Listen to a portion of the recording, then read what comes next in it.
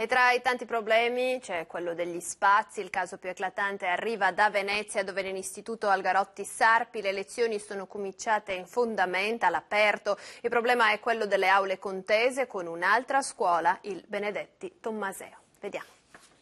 Banchi a parte, la lezione è una lezione a tutti gli effetti, una protesta di studenti e insegnanti, che ha creato uno scossone tale che dalla provincia arrivano addirittura minacce di azioni illegali.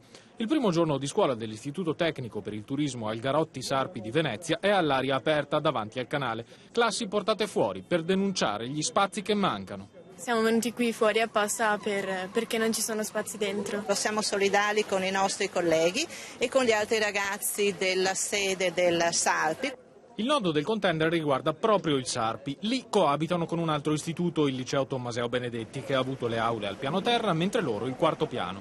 Ma per il quarto piano non si capisce se esista la documentazione sulla conformità di queste aule. La scuola dice di no. Scarsa ventilazione, rischio inquinamento è la denuncia. Grave ingiustizia, ribadiscono dall'Algarotti. Nel mirino finisce la provincia che ha dato il via libera all'operazione. Non è chiaro se ci siano tutte le norme di sicurezza per potervi collocare delle classi, cioè sembra che non sia così.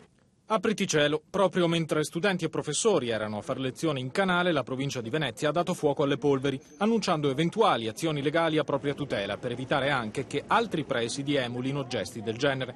Inaudita la lezione sulle fondamenta, ha dichiarato la presidente della provincia, Francesca Zaccariotto. Noi abbiamo dato una risposta concreta di spazi nuovi, 4 aule in spazi agibili.